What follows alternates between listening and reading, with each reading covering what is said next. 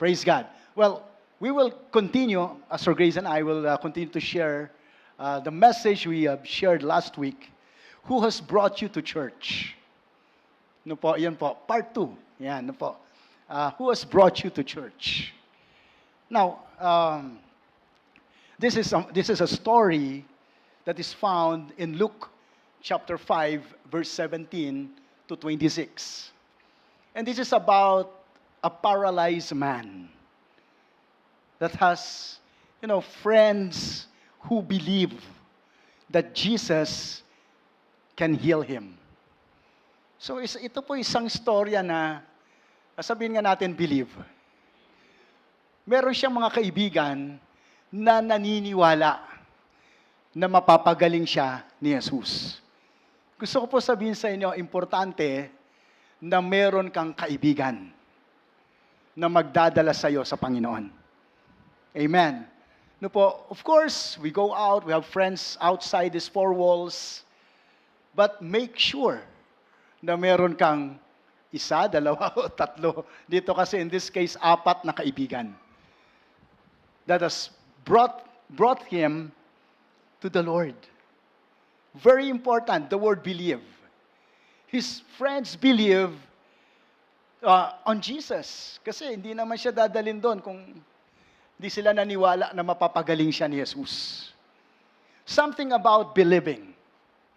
No po, believing has an action. It is an action word. Bible says, faith without works is dead. So if you say you believe in something, it has to be coupled with action. Hindi mo pwede sabihin na, alam mo yan, kung meron kang minamahal na tao, text mo lang, I love you. Hallelujah ka. Oh, isang taon na, wala, ganun lang. Hindi kayo nakikita, wala. I love you. It's not about the words or the assurance of words na mahal kita. You have to be there. Amen. You have to be there. Andun ka. Maipakita mo na, alam mo, mahal talaga kita. I mean, faith cannot be contained to yourself. Kung talaga may pananalig ka, you can't help it but share it to another person. Tama ba?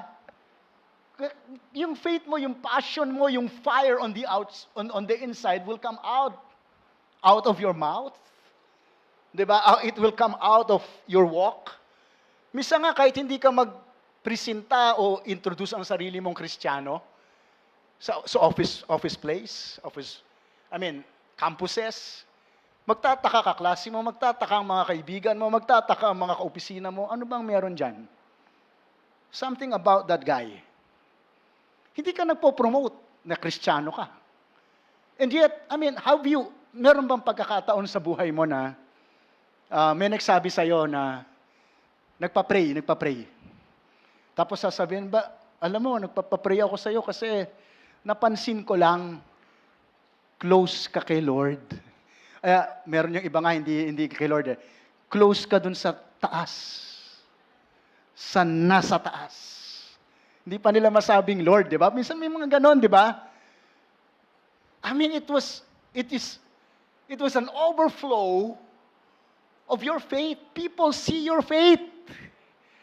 Nakikita ng tao yun. Na kung minsan kahit masama ang pakiramdam mo, and you still come to work. Wala reklamo. Amen? And that's faith. Kung minsan kahit masakit ang tuhod mo, yan, hallelujah. Napa-hallelujah si Ate Net. Sa mga senior natin, abay nagsiserve pa rin. Amen? People, you can't help it. But actually to just walk out your faith and people would see it. Makikita niya. And I believe ito yung nangyayari dito sa 4 na magkakaibigan. They can't help it but introduce this paralyzed man to Jesus. They had an encounter with the Lord. They have heard about Jesus. At again, yung faith cannot be contained on the inside. The Bible even says, faith speaks. Faith speaks. Hindi mo lang sasabing, alam ko na yan. Hindi, you will declare, I am the healed of the Lord. I can do all things through Christ Jesus who strengthens me. Faith speaks. For the abundance of the heart, the mouth speaks. Kung anong pinaniwalaan mo sa puso mo, lalabas sa bibig mo. Tama? Lalabas talaga. Saan nahuhuli ang isda?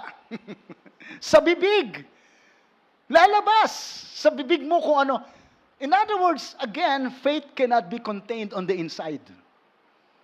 Makikita yan. And so, these friends brought this paralytic man to Jesus. And one distinct quality that they have shown was their faith did not waver. Hindi nag-waver yung faith nila. Bakit?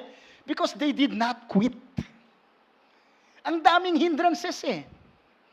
Ang daming bashers, mga haters. Hallelujah ka sa panahon natin. Diba? Ang daming mga, alam mo yan, mga kontra. I mean, they brought their friend to church or to the house, pero pagdating dun sa church, hindi sarado, punong-puno ng tao. And they were trying to excuse po, meron kaming daladalang naka-stretcher, hindi sila pinansin. Hindi sila pinadaan. They did not quit. What they did was to again show their faith. They climbed to the roof. Dala-dala yung paralyzed na tao. Siguro yung paralyzed na tao, Uy, saan niyo ako dadalhin? Hindi lang makareklamo. Nagreklamo siguro sa bibig, hindi lang baka mahulog ako. Sabi siguro nung apat na magkaki, okay lang mahulog ka, di mo naman maramdaman. Hallelujah. Paralyzed ka na eh. I mean, the Bible talked about they never quit. Hindi na-quit to. Are you a friend to someone at hindi mo siya iniwan? Faith is bigger than you. Faith is given for us not just to enjoy faith sa sarili natin. It is God's plan for that faith to be shared to somebody. In Genesis chapter 12, verse 2, there it talks about being blessed to be a blessing. Sabi mo nga, I am blessed to be a blessing. This is God's covenant to Abraham. At kasama tayo dyan. God says, I will bless you for the purpose of what? To be a blessing. Bakit ka pinagpapala? Para maging pagpapala. Hindi lang para sa sarili. Praise God, I'm blessed. But that's not God's purpose. Nahihinto lang ako sa first stage ng pagiging blessed. God wants me to be a blessing to others. And that's a principle of prosperity in the Bible. The real purpose of prosperity is to become blessed, to be a blessing. Alam mo yun? May purpose. It's not about, you see, life is not about, earning money or earning a living. Life, its purpose is to make a difference. Yan talaga yung meaning ng buhay. Hindi lang pagigising sa umaga, papasok, magtatrabaho, susweldo, pagtapos magbabayad ng utang, another cycle na naman, papasok, magtatrabaho, mapapagod, susweldo, magbabayad ng utang. Hallelujah ka. Life is not about earning or, praise God, binabless ka niya. Nababayaran mo yung utang mo, hallelujah ka. No? Kung may utang ka, magbayad ka. Hallelujah. But it's hindi yun ang purpose ni God. Hindi ka hihinto doon. God blessed you to become a blessing. Amen. And so they were not quitters.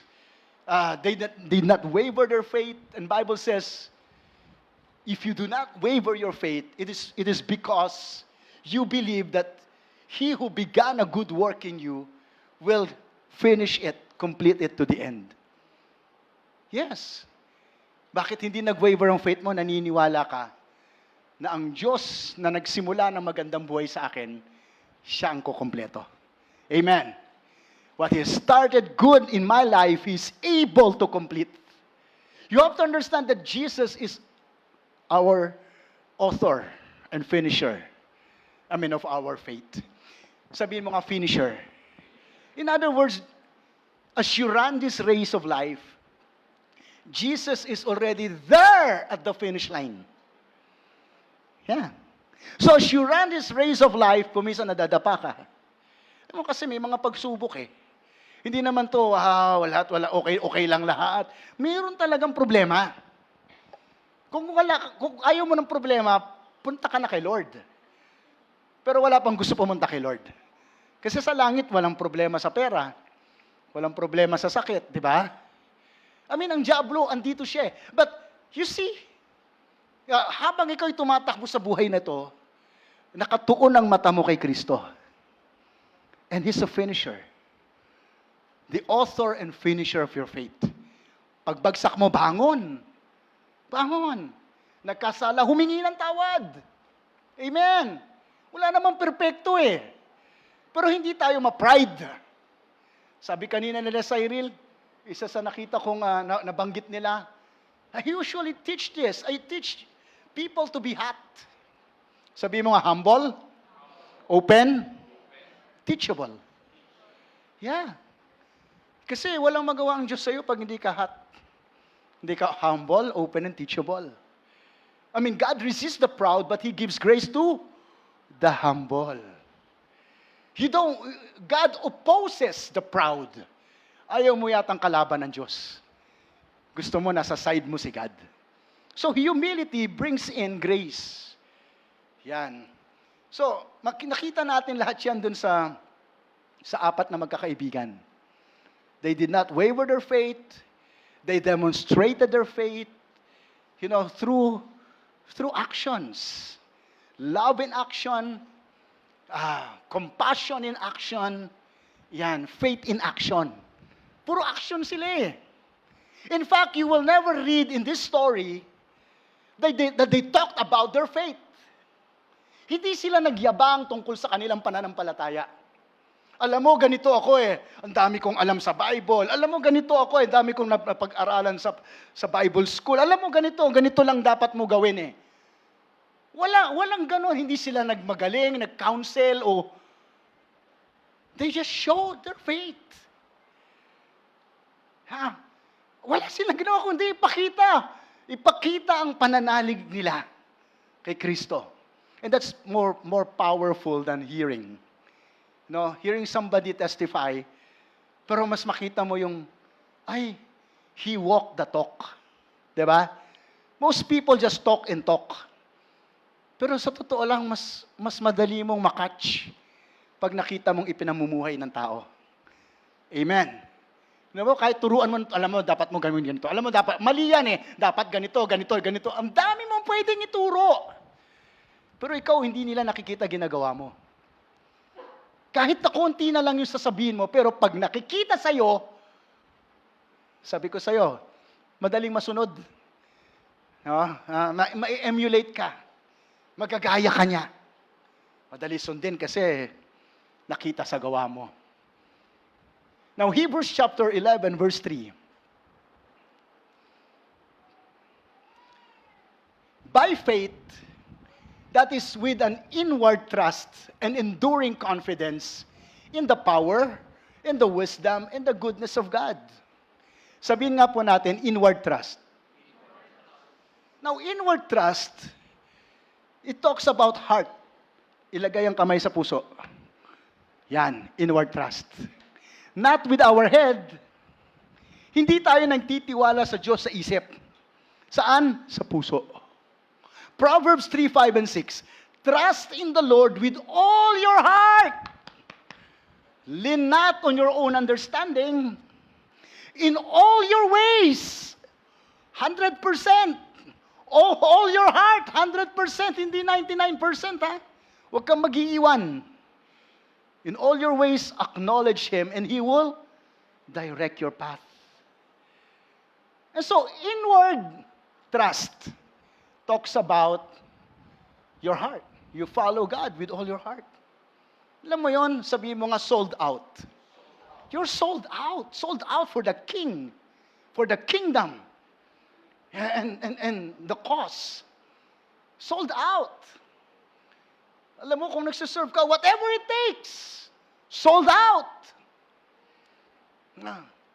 Yung submission to authority, sold out. In this house, isa yan sa mga culture natin. To be submitted to someone who's in authority. Kasi kami, ganun kami. Culture namin ni Pastora yon. We were groomed that way. Yeah. Na kahit hindi ko naintindihan, pag sinabi ng pastor ko, hallelujah ka, susundin ko. Yeah.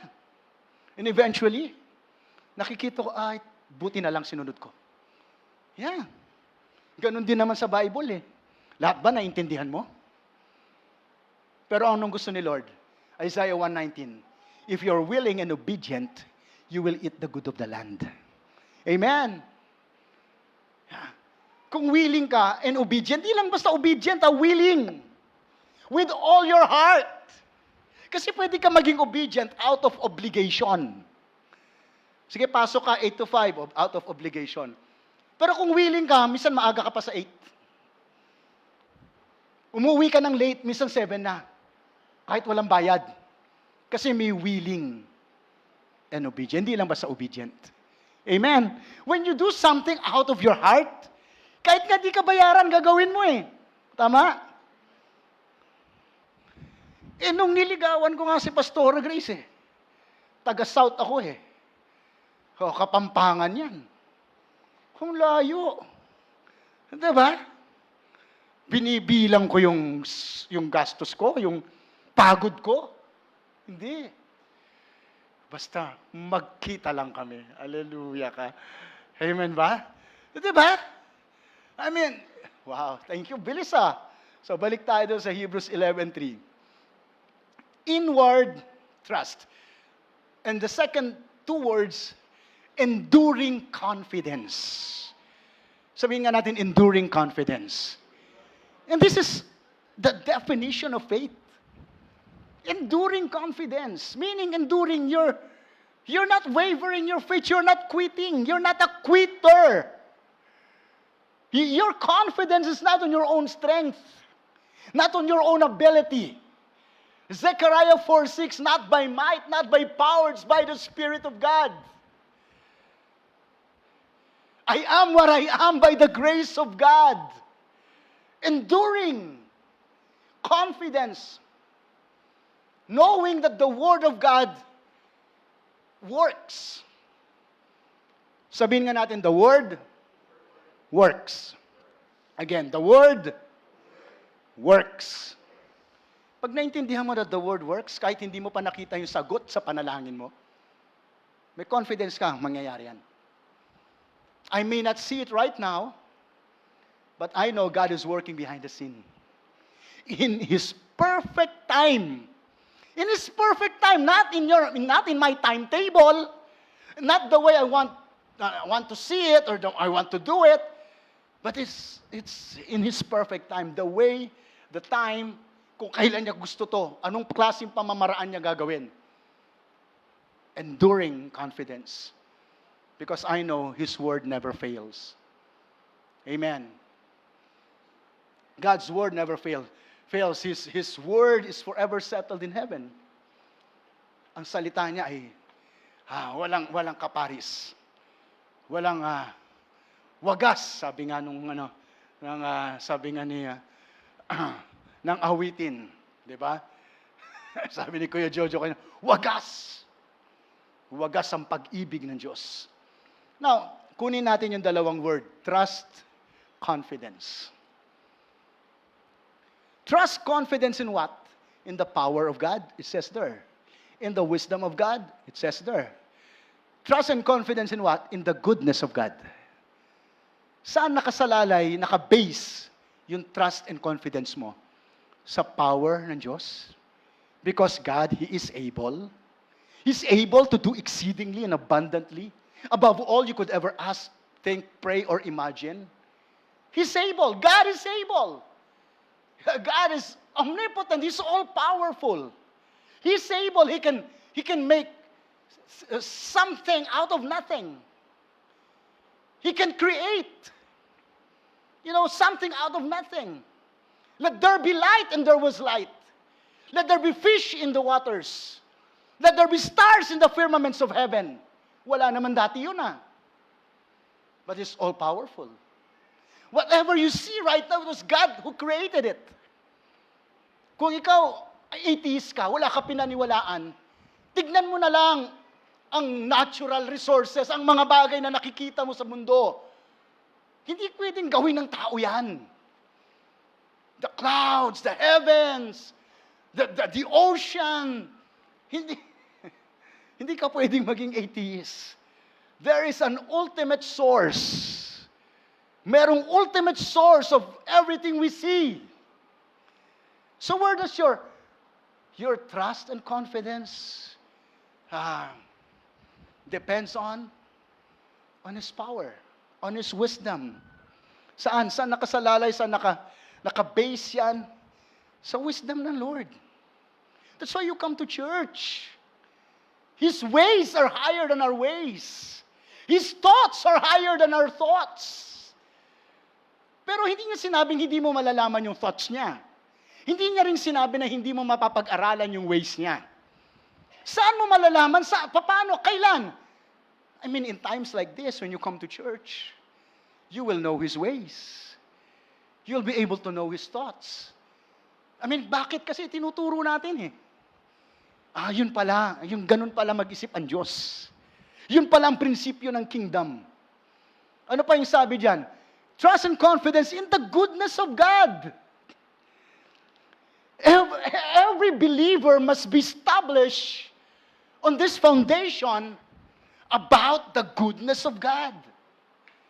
Kahit anumang pinagdadaanan mong hindi maganda, if you're founded on a strong foundation about the character of God, that God is good, not sometimes, but all the time. Sabi ko sa iyo, kahit may pinagdadaanan kang hindi maganda, you know it's subject to change. You know why? Because my God is good. Yes, I'm going through some bad times, but this is subject to change. Bakit? Because my God is good. He will turn this bad situation around. He will turn it into good. Because I know the character of my God. He is good. He is good all the time. He is good all the time. He is good all the time. God is good. Do not confuse the work of the enemy to the work of the devil. This is very foundational, but this is very important for you to understand. Minsan yung iba, naku-confuse nila yung trabaho ng diablo sa Diyos. Alam mo, pastor, ito, nawalan akong trabaho kasi sinusubok ako ng Diyos Alam mo, pastor, ito, yung diabetes ko, naging malala na, sinusubok ako ng Diyos, mapuputol na yung pa ako. Hindi Diyos yun. John 10:10, the thief comes to steal, kill, and destroy. That's the work of the devil. Magnanakaw, naninira, at pumapatay. But Jesus said, I came to give you life, and life more abundantly. Alam mo bang yung buhay na masagana, hindi lang pera? Pag malusog katawan mo, ang buhay mo masagana. Jesus said, I came to give you life. Hindi lang basta buhay. Isang buhay na masagana. Isang buhay na pinagpala. Pinagpala sa lahat ng aspeto. Abundantly. Bakit abundantly? So you would overflow. So you would become a blessing to others. So, be established. My God is good. Our God is good. Hindi galing sa Kanya yung kamalasan. E di anong trabaho ng diablo? Lahat ng kabutihan? Hello, nagkagulo yata. Nagulo. God is good. The devil is bad. Now, we have some, questions about faith. Isa po is, what are you believing for? What are you believing for? we all believe of God, for God to do something for us. Sabi mo nga, for myself. Sabi mo, for my family. Oftentimes, when we pray, it's all about ourselves, our family. I mean, nothing's wrong with that. Pero you have to jump to the next question of faith. Who are you believing for? Kasi huwag kang manatili sa sarili mo lang. Be blessed to be a blessing. So point number 2 talks about being a blessing. Who are you believing for? Sino naman yung nag-agree ka in faith sa mga panalangin niya? Sino yung meron siyang panapanalangin, gumaling sa sakit, I am agreeing with you in faith. For by the stripes of Jesus you are healed. Amen. I am agreeing for your provision. For God shall supply all your needs according to His riches and glory by Christ Jesus. Sino yung ina-agreehan mo? Because faith is bigger than you. God designs faith to be something that would affect others. No po. Well, quickly, si Pastora Grace, meron po siyang, we were youth pastors before in New Life Maine. So, isa sa mga naging alaga na isang teenager na babae na punong-puno ng faith yung batang yon.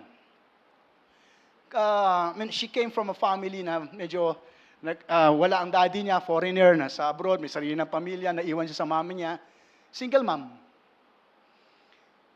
So, but mataas ang faith ng batang yon. And I would see them pray. Talaga nakikita ko, literally, aalis sa bahay si Grace, pupunta, mi-meet ko si ganito. Magpe-pray kami. Minsan makikita ko sila sa coffee shop, nagpe-pray sila, magkahawak ng kamay. Kasi pang tuition. And eventually, nangarap yung bata. Hindi lang makatapos ng pag-aaral. Nangarap siya na makapag-aral sa Oral Roberts Bible School. Wow! I mean, mga heroes of faith galing doon sa ganung Bible school sa Amerika.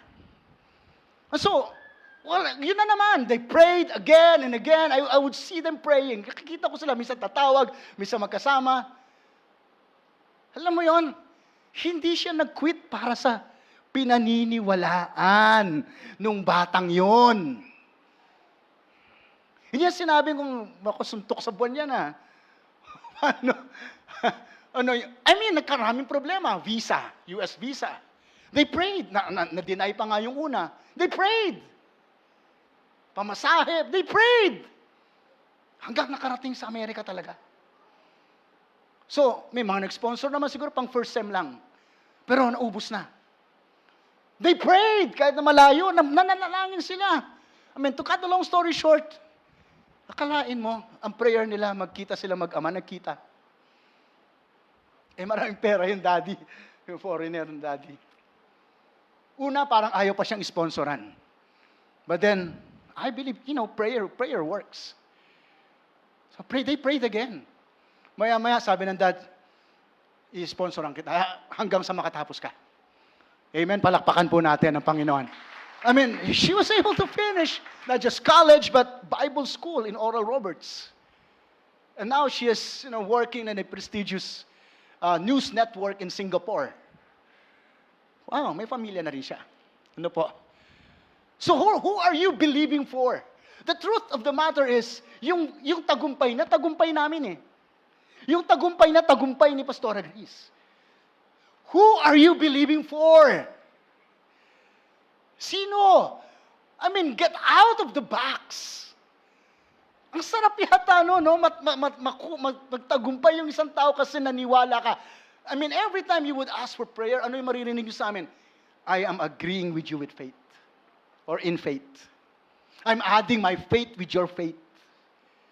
Ganun yun Number 3, what is the direction of your faith? Ano ba direction ng faith mo? Well, simple yung answer. Ito. The Word of God. Jeremiah 29:11, for my plans for you, they are good. Plans to prosper you, to give you hope and a good future. Ito direction ko. Plano ng Diyos. Kung ano sinasabi ng Panginoon. Amen. The source of every good and perfect gift. Siya yung direksyon ng ko. Kung ano yung gusto niya, gusto ko din. Kung anong ayaw ng Diyos, ayaw ko din. That's my direction. I will not live by what I see, by my emotions. I will live by the Spirit. Kung ano yung sabihin sa akin and nagkaroon ng witness sa puso ko, gagawin ko. Ano po, hindi lang dahil gusto ng laman ko. Now, Luke chapter 5, verse 17. Now it happened, nandito na tayo sa kwento. Ano po? Sabi mo nga, it happened. So meaning, it's a real story. This is not a parable. This is a real story. Sabi mo nga, real story, real life, real incident, real people, real place. Hallelujah ka. Real church. Amen. One distinct character or culture we have here is that we are a real church. Hindi tayo religious church. And so it happened. It's a true story. It happened. There was a place. There was a day. There were people. There was the presence of God. Why? Because the word is being taught. Place, a present, the power, there's power to heal. Because the Bible tells us that every time the word is being spoken, it will be accompanied with signs, wonders, and miracle. Signs, wonders, and miracle will follow the word. That's why it's important for the word to be taught. Kapag itinuro mo raw ang salita ng Diyos, may milagro. John chapter 6, verse 63, Jesus said, "My words, they are spirit and they are life." Ang mga salita ko ay spirito at nagbibigay ng buhay. John chapter 6, verse 63. Nagbibigay ng buhay. Saan? In every aspect of your life. His words, the word of God is a lamp unto our feet. It is a light unto our path. Nagbibigay ng direksyon. Nagbibigay liwanag sa pangkasalukuyan, a lamp unto my feet, and a light unto my path. Nagbibigay ng liwanag para sa aking kinabukasan. Ang alin? Ang salita ng Diyos. Amen. Balik tayo sa yung verse natin. Luke chapter 5, verse 17. Okay. So it happened. The question is this. What is it that you want, or what are the things you want to happen in your life? Yan. Isip-isip. Ano ba yung mga bagay na gusto mo mangyari sa buhay mo? Siguro yung paralitiko, hindi lang niya gusto gumaling. Gusto niya talaga makalaya. Makalaya sa mga mental health, mental issues na naiisip niya. Because, kung paralitiko ka, walang mobility, hindi ka makakilos. No future, uncertain yung future mo. I believe he's getting depressed. I believe he's full of insecurity. So it's not, paralysis is not just talking about physical defect or kung ano mang sakit na pang-physical. It's more than physical. A person who is numb physically can also be numb spiritually. Alam mo, isang tao, pag paulit-ulit ang kasalanan, ibig sabihin, numb. So in other words, itong mga friends na to, they were not just there to bring him to Jesus to be physically be made whole. But they are believing that he will be made whole, spirit, soul, and body. Lahat ng aspeto ng buhay niya. Last two verses. Luke 5:18, 19. And behold, sabi natin men brought on a bed a man who was paralyzed, whom sabi natin sought to bring and lay before him. And when sabi natin could not find how they na naman, might bring him, and because of the great crowd, sabi natin went up on the housetop and let him down with his bed through the tiling into the midst before Jesus. Sino daw yung four friends, true friends? Anong pangalan nila? Wala, no? Kung ikaw gagawa ka ng pelikula, kung ikaw ay isang sikat na artista, ilalagay ngayon sa poster, him. O they, sino yan? Eh, di ba, sa mga ganyan, mga advertising, mga may billing pa yan, di ba? Mas malaki pangalan. Di ba? Kung sikat yung artista. Medyo mas maliit yung pangalan ng mas maliit na artista. Tama ba? But you know what? In the kingdom of God, your name, my name is not even, is not even important. Hindi importante. As long as you serve. But they are the star of the story. They were the star of the story, di ba? The 4 friends, true friends, who never quit. On the paralyzed man, but their name was never mentioned. Minsan ganun, no? Minsan kahit sa church, yung sense of entitlement kailangan siguro dapat, but you know what? Just serve. Hindi kailangan nakalagay pangalan. Minsan, sa bagay, meron naman talagang ganun. Minsan sa upuan, nakalagay pangalan, di ba? Donated by, hallelujah ka. O kaya, James Magat Ministries. Wow! Hindi na New Life. James Magat Ministries. Nakakatakot yun. Sabi mo nga, day. Yeah. You know what? God sees, God knows, God rewards. Amen. God sees, God knows, God rewards. And every work everything that they do is to be an example. Yeah, be an example in what they do. That's their faith. Palakpakan po natin, Panginoon. Let's welcome Pastor Grace. Okay pa kayo? Okay pa? Sige. Huwag niyo akong tulugan, ha? Inaantok na kayo. Ayan.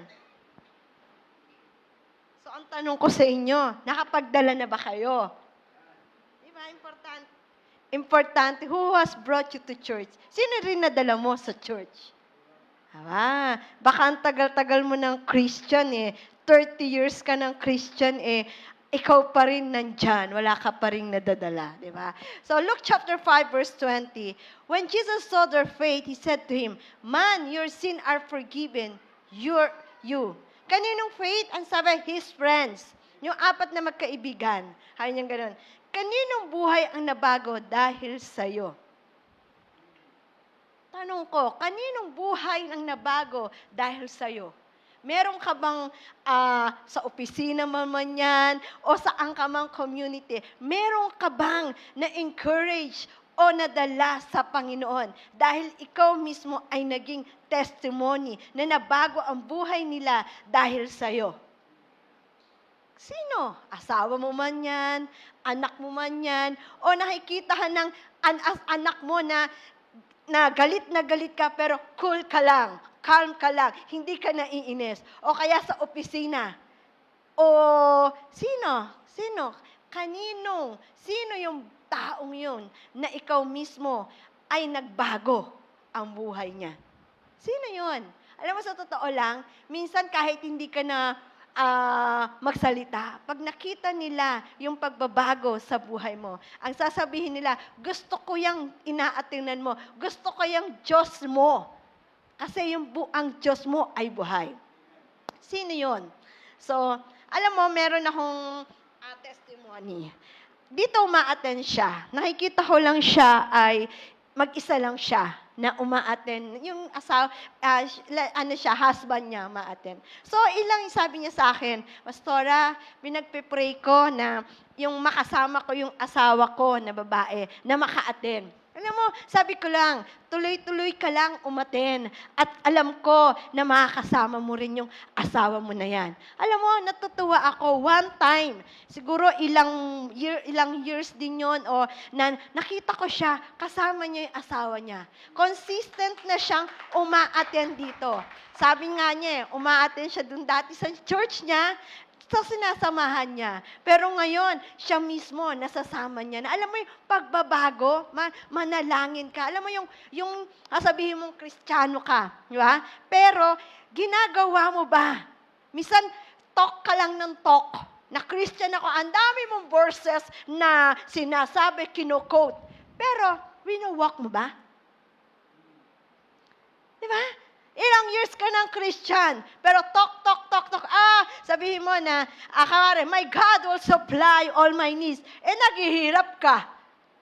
Utang ka ng utang, hingi ka ng hingi. Pero si Kristiyano ka. Pag Christian ka, na alam mo yung source mo si Lord. Di ba? So, yung talk ng talk, kahit marami kang verses na sinasabi, kahit sabihin mo na, sabi nga kanina kung title mo, leader ako, pastor ako, pero yung ugali mo naman iba, madadala mo ba siya sa church? Ikaw mismo, hindi kanya nakakakitaan ng pagbabago. Di ba? Kung sino yung madadala mo sa church? The scripture, ito yung makikita mo na Jesus saw the faith. Katulad ng apat na, yung paralitiko na to, nakita nyo yung pananalig o yung faith niya.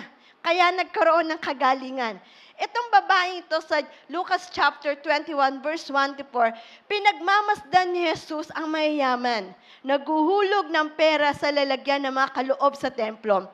Nakita rin niya isang mahirap na byuda na naghulog ng 2 pirasong barya. Sinabi ni Jesus, sinasabi ko sa inyo, ang totoo, mas malaki ang binigay ng byudang iyon kaysa kanilang lahat, sapagkat silang lahat ay nagbigay mula sa sobra nilang pera, pero ang byuda ay nagbigay sa kabila ng kanyang kahirapan. Ibinigay niya ang lahat na ikabubuhay niya.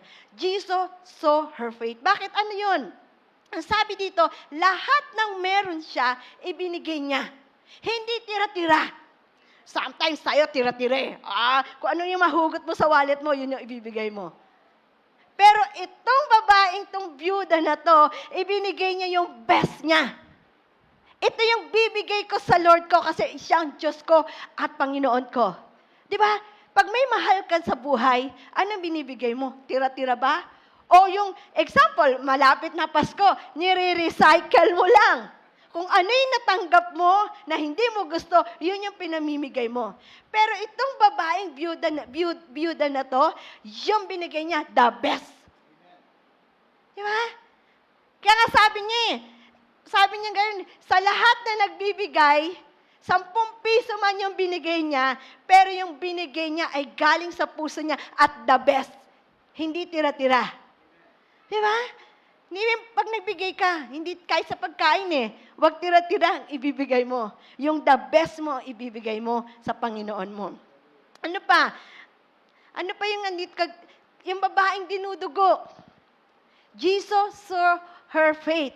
Di ba sabi lang ni Jesus wait lang na ano yung buhok ko. Sabi ni Jesus, di ba? Sabi ng babaeng dinudugo, mahawakan ko lang ang laylayan ng damit ni Jesus, ako ay gagaling. Wow! Ano yung faith na yon? Grabe, mahawakan lang. Kung titignan mo, paanong ginawa ng babaeng dinudugo na yon? So, multitudes na tao, kahit matapakan siya, kahit anong mangyari siya, ang ginagawa niya, sabi niya, mahawakan ko lang ang laylayan ng damit ni Jesus, ako ay gagaling. Yun yung faith ng babae na yon. Kung titignan mo, pag-uusapan mo yung faith, maraming pananalig na ginawa sa milagro. Di ba? Yung milagro ng ginawa ng Panginoon. Pero sabi dito sa Luke chapter, balik tayo dun sa paralitiko. Luke chapter 5 verse 21 to 22. And the scribe and the Pharisees began to reason, saying, who is this who speaks blasphemies? Who can forgive sin but God alone? But when Jesus perceived their thoughts, he answered and said to them, Why are you reasoning in your hearts? Jesus can read our thoughts and our minds. Nababasa ng Panginoon ang ating isipan.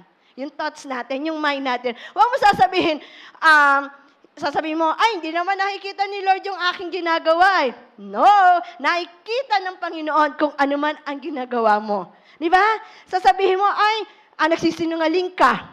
Hindi nakikita ng Diyos yan Nakikita niya. Ikaw ay naglolokos o kaya nagpe-flirt ka. Nakikita, unfaithful ka, nakikita, nandadaya ka, nakikita ng Diyos yan. Huwag mo sasabihin, hindi nakikita ng Diyos yan. Nakikita ng Panginoon kung anong ginagawa mo. Di ba? Kaya nga, sabihin mo, kaya kapag may sin, may consequence Bakit?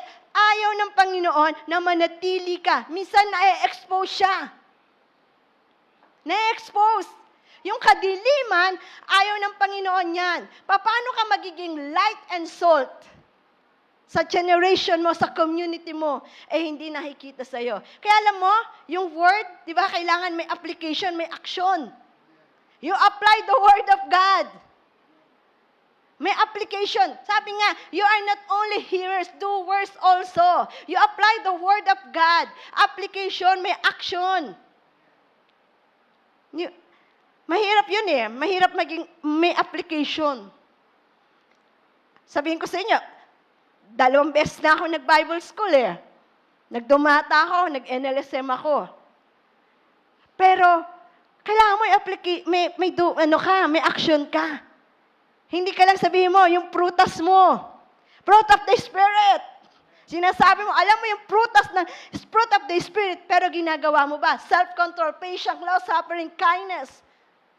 Pag self-control, baksak. Patient, baksak. Pero alam mo, di ba? Long-suffering, offense.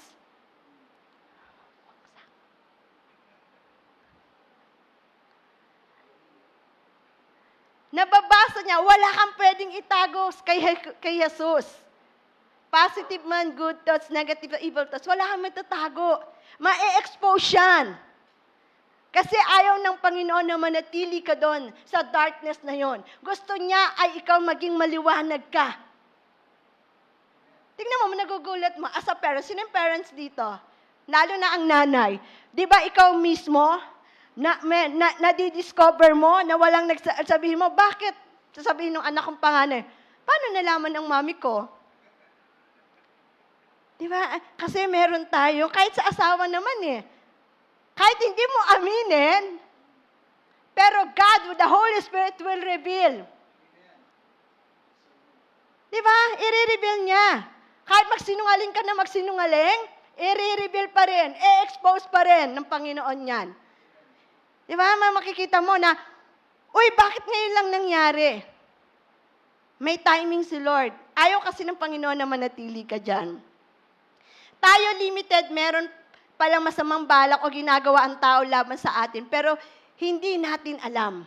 But Jesus know it and it will expose. Ano, bakit?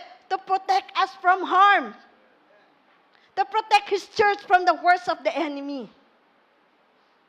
Ayaw mo yung pinoprotect ka, hindi mo nalalaman, inaalis ka ng Panginoon doon. Yung protection niya para sa'yo.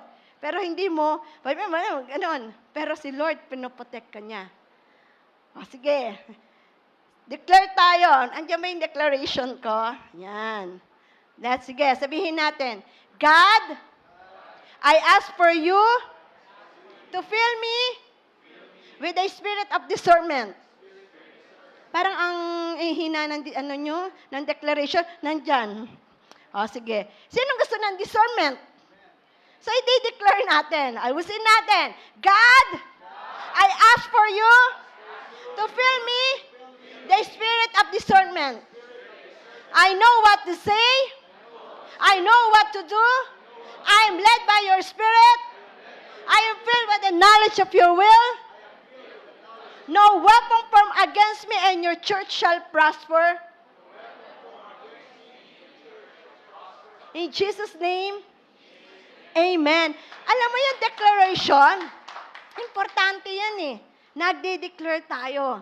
Kasi ayaw ng kaaway na naririnig ka.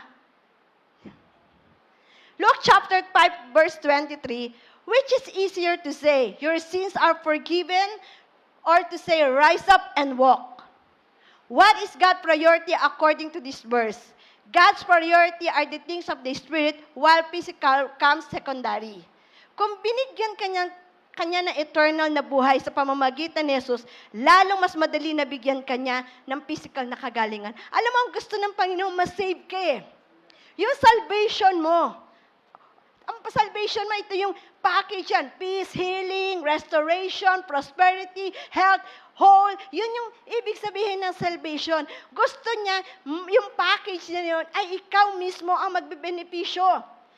Dito, hindi ka lang yung dito sa lupa, naghihirap ka. Pero pagdating mo sa langit, mayaman ka o hindi ka naghihindi. Ang gusto ng Panginoon, dito pa lang sa lupa, ikaw ay nagwawagi, ikaw ay mayaman, ikaw ay healthy. Yun ang gusto ng Panginoon dito sa earth, sa heaven. Nandun na yun eh. Pero dito sa lupa, kailangan natin yon. Hindi nandito ka sa lupa naghihirap ka. Hindi nandito ka sa lupa nagkakasakit ka. Gusto ng Panginoon, ikaw ay mayaman. Ikaw ay anak ng Diyos. Sino gusto ng yumaman dito? Ay, hindi lahat. O sige. Ay, nako. Ay, nako. Nako. O sige, isa pa. Sino gusto ng yumaman dito? Ang ibig sabihin ng mayaman, mayaman ka sa pagmamahal. Di ba? Yaman. Kasi nasa isip niya, pera eh. Di ba? Kasunod na yon. Luke chapter 5, verse 24 to 25. But then, you may know the Son of Man has power on earth to forgive sins. He said to the man who was paralyzed, I say to you, ito yung gusto ko eh. Sabi niya, arise, take up your bed, and go to your house. Wow! Powerful! Arise, take up your bed, and go to your house. Anong ginawa nung paralytic? Immediately, he rose up before them, took up what he has been lying on, and departed to his own house, glorifying God. Ibig sabihin, now Jesus is talking to the paralytic. Tinitignan ni Jesus kung meron siyang sapat na pananalig upang gumaling. Aside dun sa gusto makita ni Jesus kung talagang naniniwala itong paralitiko na to. Kasi kasama nung apat na kaibigan niya eh. Pero gusto ni Jesus na siya mismo na makilala niya kung sino si Jesus. Na si Jesus ay siyang tagapagligtas. Na si Jesus siya yung nagpapagaling. Na si Jesus ang Diyos. Gustong makita kung naniniwala ba talaga tong paralitiko na to na si Jesus ang Diyos at tagapagligtas niya. Katulad natin. Ito pang sabi niya, at pinakita niya ang kanyang faith sa pamamagitan ng pag-ubay sa utos ni Jesus. Arise, take up your bed, and go. Ano gina? Immediately, he rose up. Immediately. Quick to follow, quick to obey. Problema natin yan, ang hirap nating mag-obey. Forgive! Ang hirap, minsan ini-ignore mo. Sinabi na nga sa'yo ng Diyos, forgive! Sabi mo, ini-ignore mo parang dead ma. Pero, itong paralitiko nito, he obey. He obey. Sa sinabi ng Panginoon, pwede naman hindi siya nandun lang siya. Hindi niya pero inobey niya. Love your enemies! Hirap nun eh. Pastor! Kung anong ginawa sa akin, tapos love your enemies? O kaya, misa kaya nadidelay yung blessing natin eh. Sasabihin na iba, pinatawad ko na siya eh. Pero pag nakikita niya, nakikita ko pa. Pero sinasabi na forgive mo na. Pero pag totally na forgive mo na siya, kahit makita mo siya, diba? Hindi ka na nagagalit sa kanya. Kasi hirap sabihin forgive eh. Pero makikita mo, obey. Obey. Alam mo yun yung, obey yung word ni Lord. Ay nako, yan yung pinakamahirap na gawin natin. Eto pa. So, ang ginawa nung paralitiko, binuhat niya yung bed niya. Sabi niya, dating may control sa buhay niya, ito ay larawan na nagsasabi, hindi na ako kontrolado ng aking karamdaman. Malaya na ako. Alam mo, siguro, imagination ko na, nung nakatayo na yung paralitiko, nag-ano na siya, nag-rejoice na siya. Magaling na ako, nakakalakad na ako. Ito pa sabi niya, I am free from sickness and disease. I am free from bondage of the sin. I am free from condemnation, guilt, and shame. I am ready to use this bed to bring someone who needs Jesus. Wow! Kaya lang naman tayo nakalaya, di ba? Kaya tayo nag-rejoice.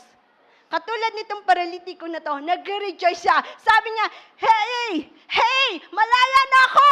Malaya na ako! Tignan nyo? Nakita niyo yung milagro ko?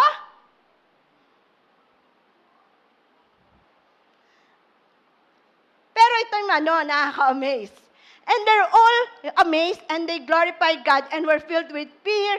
We have seen strange things today. Dahil sa faith ng friends ng paralitiko, every saw the miracle. Where are the friends? Alam mo, sa totoo lang, yung 4 na kaibigan niya na yon, siguro for me, I believe, bago nila nagre-rejoice na yung paralitiko, pinuntahan nung 4 na friends yung bubong na sinira nila. Inayos nila. Di ba? Kasi baka sabihin nila, hindi sila magiging testimony, iniwan lang nila. Pero ang ginawa nila, inayos nila. Kaya yung tuwan-tuwa sila dahil doon sa nangyari. O kaya ito I believe na habang naglalakad sila, habang binubuhat nila, siguro iniistorya na nila yung 4 na friends, sinasabi nila na, alam mo, si Jesus, siya yung nagpapagaling. Alam mo, si Jesus, maraming milagrong ginawa niyan. Alam mo, walang condemnation kay Jesus. Lahat tinatanggap niya. Yun siguro kinakwento niya. Alam mo, dito sa church, pagdating nyo dito, nakaayos na, di ba? Nakaupo na lang kayo. Lahat kami dito, yung mga volunteers, nagpe-prepare din. Ang media, ang kids, mga nagpe-prepare sila. Yan, inaayos nila. Yung prayer request nyo, every Wednesday, pinagpe-pray namin yan. Every Wednesday, pinagpe-pray namin kayo. Kayong bawat isa. Ano pa dito, admin namin, yung food committee, yung maintenance. Kaya pagdating ng Sunday, we see to it, kami ang maaga at kami rin yung huling umaalis. So, hayaan nyo na, palakpakan naman natin yung mga volunteers natin. Yan. Masaya kami nagsisilbi, alam namin umuwi kayo, dala-dalang milagro ng Diyos. Healing, restoration, provision, peace, and joy. Di ba? Ito yung ginagawa. Gusto namin paglabas nyo dito, may dala-dala kayo. May baon kayo. Kaya pagdating nyo sa labas, kahit may targeting kayo ng kaaway, meron kayong panangga sa kanila. Amen? Ayan, amen.